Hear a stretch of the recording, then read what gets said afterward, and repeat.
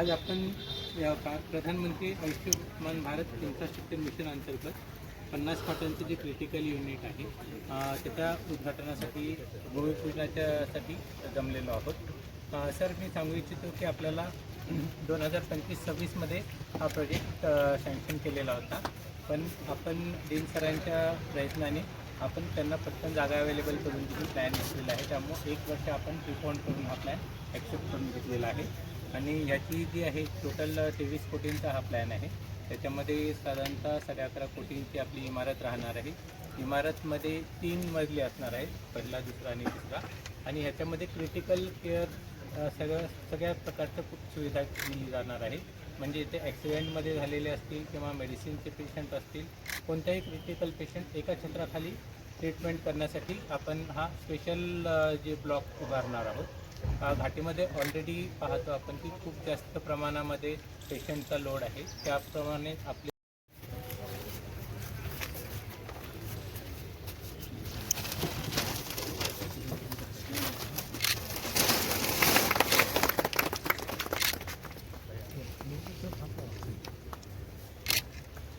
Sir शाहीबाबू की चालू हाँ वाशिंग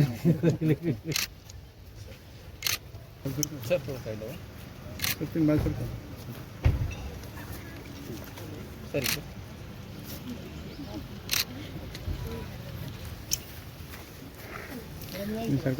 सर थोड़ा सर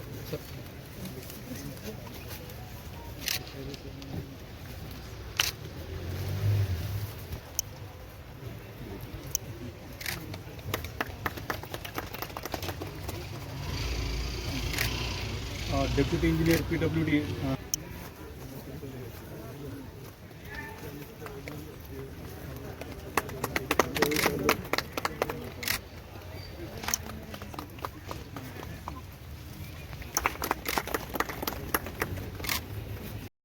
या कार्यक्रमाला उपस्थित आमचे मित्र आणि या घाटीचे डीन श्री सुर्वे साहेब, भंडारी साहेब, त्याचबरोबर DHO भागवरकर साहेब, त्याचबरोबर खैरेताई आणि या ठिकाणी सर्व जमलेले आपल्या मेडिकलचे सर्व डॉक्टर्स बंधू आणि भगिनी, आज खरं पाहिलं तर जेवढं डीन साहेबांनी सांगितलं त्यापेक्षा आम्हालाही त्यामध्ये जास्त इंटरेस्ट असल्यामुळं, कारण शेवटी मराठवाड्याचे पेशंट आपल्याकडे येतातच, पण नगर, जळगाव, चाळीसगाव, धुळे अशा 5 जिल्हे आपल्याला जॉईंट आहे, आणि त्याच्या माध्यमातून खरं पाहिलं तर आज इतकं चांगलं घाटीच्या माध्यमातून सर्व आपल्या डीनपासून सर्व आमच्या डॉक्टर बहिणीपासून तर या ठिकाणी डॉक्टरपासून चांगल्या पद्धतीचं काम या ठिकाणी होतो, आणि त्यासाठी खरं पाहिलं तर मेडिकल कॉलेजमध्ये सर्वात जास्त लोक ते या ठिकाणी येतात। त्याच्या पाठीमागचा उद्देश एकच आहे की कारण की शेवटी मग गरीब माणूस जायचं कुठं, त्याला जाण्यासाठी कुठल्या याच्यात गेलं असलं तरी त्याच्याकडे एवढे पैसे नसतात।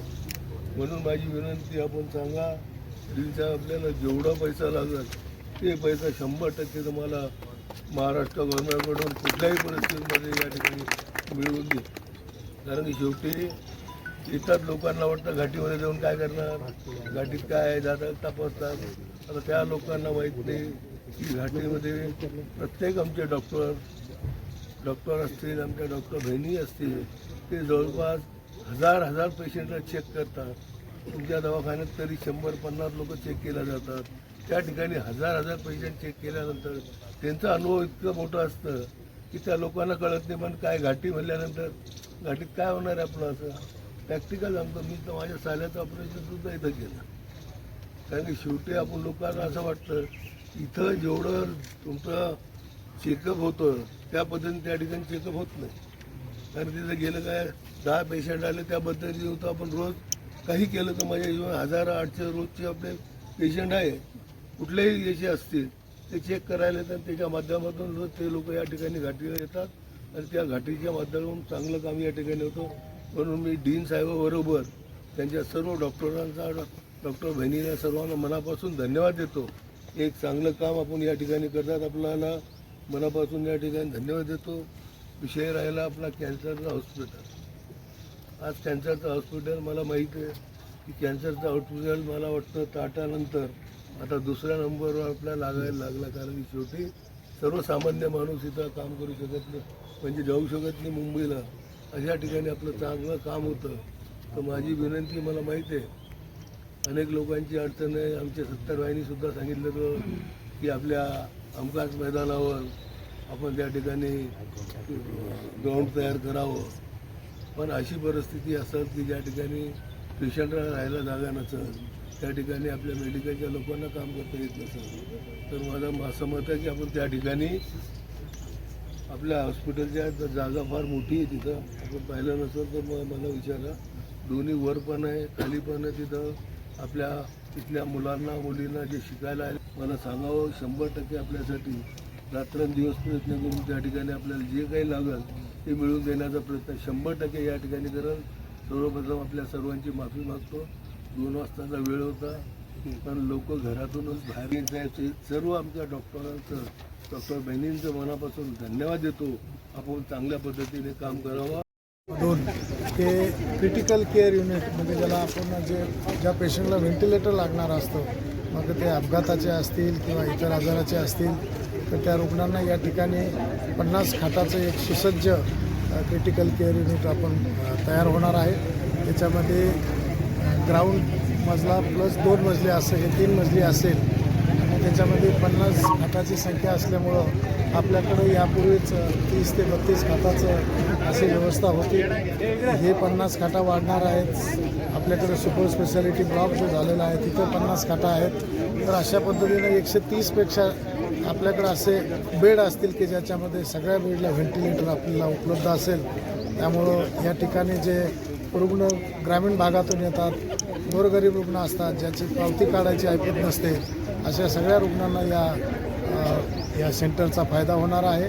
आणि मला खात्री आहे की हे लवकरच 18 महिने ते 24 महिन्यामध्ये हे पूर्ण होईल आणि 2026ला आपण याचा वापर करू शकतो.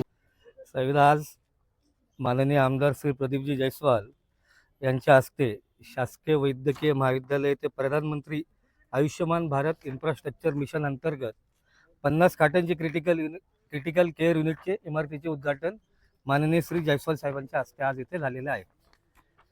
हा प्रोजेक्ट राष्ट्रीय आरोग्य अभियान या अंतर्गत येतो.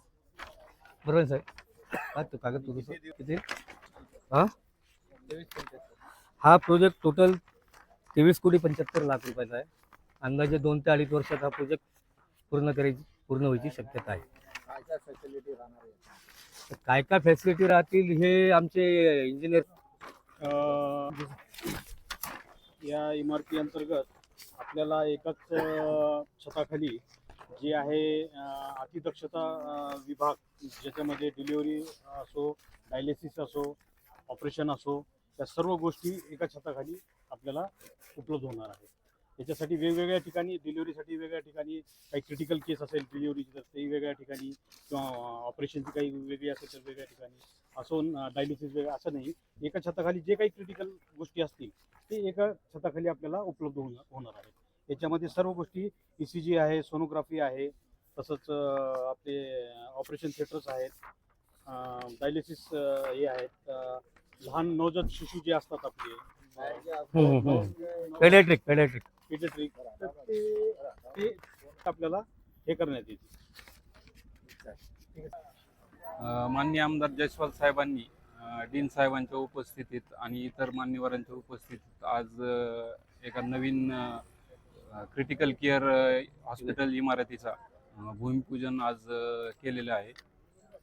खूप चांगला प्रोजेक्ट हा केंद्र शासनाच्या आणि राज्य शासनाच्या प्रयत्नातून आणि आमदार साहेबांच्या प्रयत्नातून आज इथं सुरुवात होते. त्याला 2 वर्षाच्या आतमध्ये हा प्रोजेक्ट पूर्ण करण्याचं उद्दिष्ट आहे आणि त्यासाठी आम्ही नक्कीच पूर्ण प्रयत्न करू. सदरील इमारत ही 3 मजल्याची असणार आहे आणि टोटल 38,700 स्क्वेअर फूट याचं टोटल बांधकाम असणार आहे. आणि 99% आमचा 100% प्रयत्न आमचा हा असाच असेल की 2 ते 2.5 वर्षात आम्ही बिल्डिंग पूर्ण करून गव्हर्नमेंटला हँड होते. धन्यवाद.